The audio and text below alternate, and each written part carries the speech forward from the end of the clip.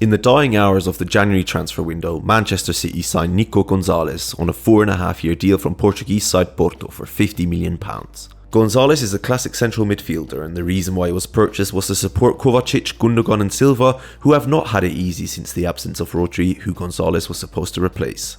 However, even though González is only 23 years old, the midfielder who learnt from the best at La Masia is not only proving that he is worth the price tag, but also posing a threat to last year's Ballon d'Or winner by potentially taking over his position full time if you look at the stats. But what is the story of Nico González and how has he gotten here?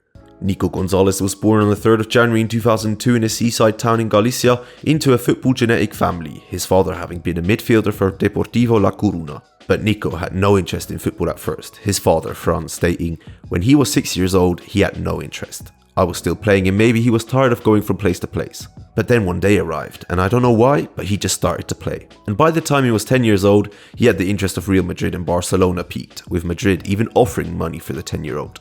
But he ended up rejecting the money, maybe due to the fact that he wanted to stay close to the seaside or join arguably the best academy in the world where icons of the game are made, La Masia. And González started getting better and better. At just 17 years old, he made his senior debut for the Barcelona reserves, and having proven his skill set there, he moved permanently to the B team from November 2020 onwards, which can be a tough school.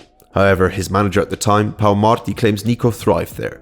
When Nico was in the B team, you could see that he made the difference. In some aspects, like physicality, he was very high above the rest. You could see soon that he was not getting enough from it. He was someone who for sure wanted to go further. And having played as a number 6 under Martí, being 6'2" and yet still so slick with his feet, the comparisons with Busquets came quick. Martí stated, "Being so big but good with his feet, I think he is very similar. We used Nico mostly as a number 6, as that Busquets style of player.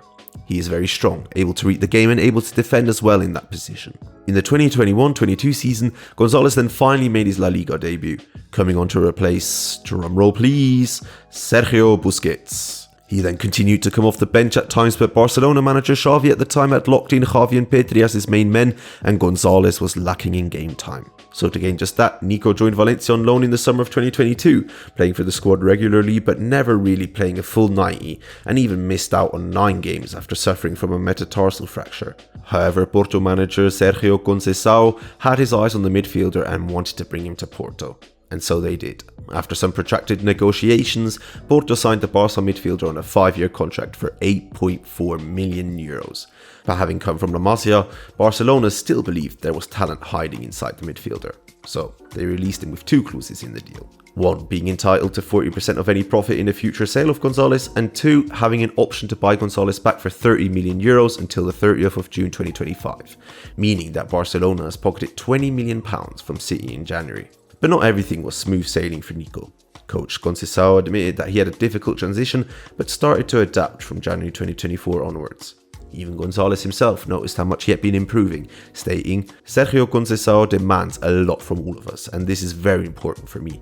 I'm very young, at 20 and 21 years old, I already had a lot of experience in the first division, but his demands made me progress. I've grown a lot. Today, I'm a better player than a year ago." And now Nico really started showing up. Having won his first ever trophy, the Portuguese Cup, he started making a difference in the league as well as on the international stage. González was showing the world his outstanding ball control and ability of short passing, as well as breaking lines with the ball and reading the game from the front. González anchored the midfield and would sometimes slot into a number 8 role, which is how he ended up scoring 7 goals in all competitions. And of course, with City's performance and their hold in midfield, Nico was linked to the Premier League giants who were looking for a player exactly like him. And so in January 2025, City made their bid for Nico, which was rejected at first. Porto knew the talent that was before them and also knew the desperation of City, who had just suffered a 5-1 defeat to Arsenal. And they weren't wrong. City caved and offered them £50 million, a deal that Porto ended up accepting, and Nico describing it as perfect, stating, "This is the perfect opportunity for me at this stage of my career. I am 23 and I want to test myself in England. There's no better club than Manchester City for me to do that. I know the reputation Pep has and I cannot wait to work with him. In fact, I am honoured he wants me to play in his team." And since his arrival, González has impacted Man City drastically. Even though their results may not look all too impressive, if you have a look at the stats, his influence is undeniable. Despite facing strong counter-attacking teams like Newcastle, Liverpool and Tottenham, with the presence of Nico they limited their chances. You can see the impact by viewing their average expected goals against, which dropped to 0.84 per 90 minutes in those matches compared to 1.44 per 90 in the 24 games before Nico joined the team. And it's not just his defensive skills, his passing accuracy and attacking play is higher than any other midfielder at Man City, rarely losing possession and distributing the ball accurately sideways towards the wing, showing his acquired skill from his time at Porto as an attacking midfielder, having scored 7 goals. So, will he be Rodri's replacement, or does he have the potential to play alongside him? Pep answered this question stating, "I think he can play in both positions. In Barcelona he plays more as a number 8.